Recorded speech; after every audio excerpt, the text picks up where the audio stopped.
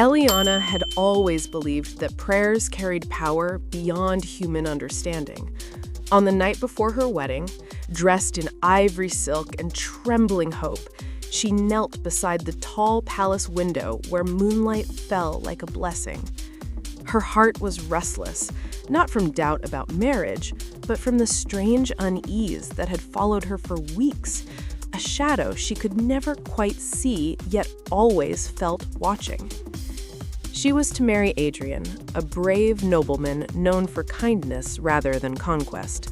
He loved her gently, never forcing laughter or promises, simply standing beside her with quiet devotion.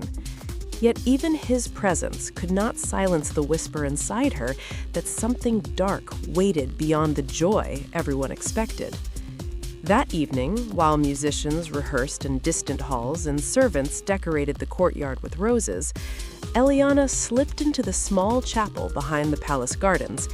It was the only place where she could breathe freely. Candles flickered against ancient stone walls, and she pressed her hands together, eyes closed tightly. She did not pray for happiness or wealth. She prayed for protection, not just for herself, but for Adrian, her family, and the kingdom she loved. As she prayed, a sudden gust extinguished half the candles. The chapel chilled. A faint echo, almost like a whisper, brushed past her ear. She turned quickly, but the chapel stood empty. Still, her pulse raced. The silence felt unnatural, thick, as if something unseen lingered. From that night forward, strange occurrences multiplied.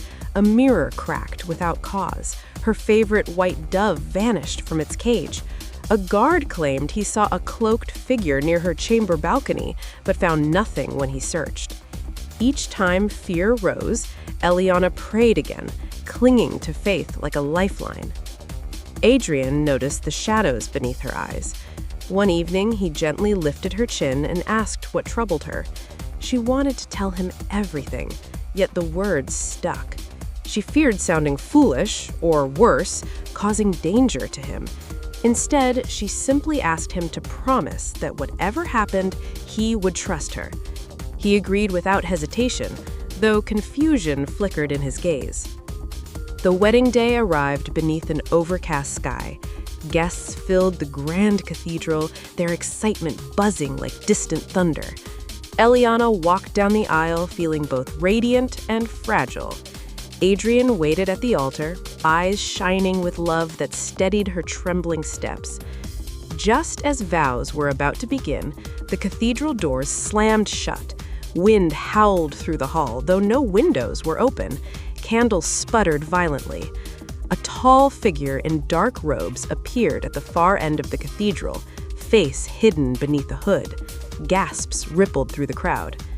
The figure spoke softly, yet every corner of the cathedral heard it. Prayers do not always save, princess. Eliana's heart pounded, but she did not scream. Instead, she instinctively clasped her hands again. Fear threatened to choke her, yet faith rose stronger. Adrian stepped protectively before her, anger flashing in his eyes, but she gently touched her arm, silently asking him not to act rashly. The cloaked stranger began walking forward. With each step, the air grew colder. Guests backed away, some fled entirely. Eliana sensed that panic would only empower whatever this presence was. She closed her eyes and prayed, not aloud, but with every fragment of her spirit. Memories flooded her, childhood laughter, her mother's comforting embrace, Adrian's patient smile, the scent of roses in the palace garden. Those memories fueled her courage.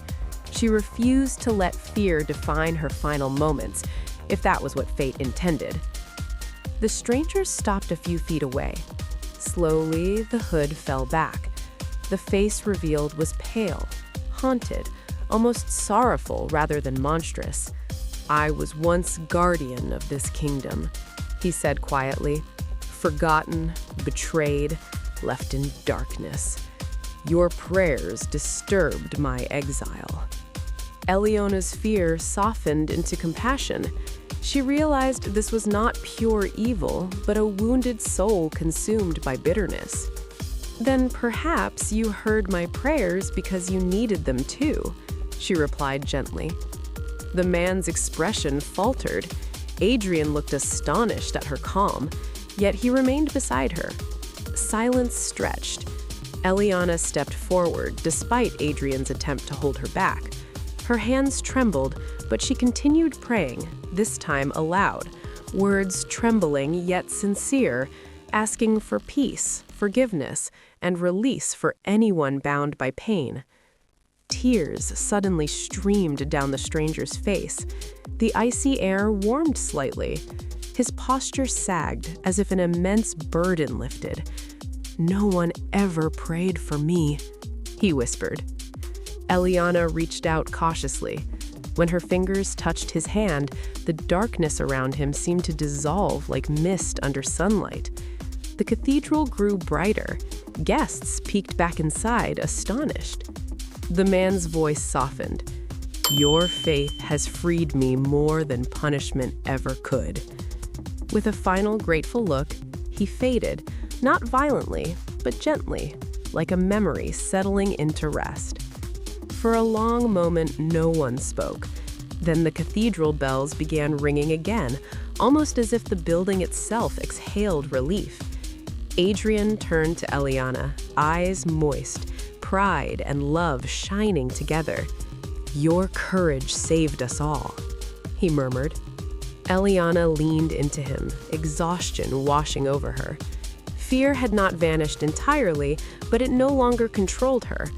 She understood now that prayer was not merely protection from darkness, it was light offered even to those lost within it. Their wedding resumed quietly. The ceremony felt deeper, less about celebration and more about shared strength. When Adrian placed the ring on her finger, Eliana sensed a profound calm she had never known before. That night, standing again by the palace window, she whispered another prayer, not from fear this time, but gratitude. The moonlight seemed warmer, the air gentler. Somewhere within, she knew the shadow had lifted. And though life would still bring trials, Eliana carried a new certainty. Faith, combined with compassion, could transform even the deepest darkness. And love, when strengthened by courage, could guard hearts more powerfully than any sword.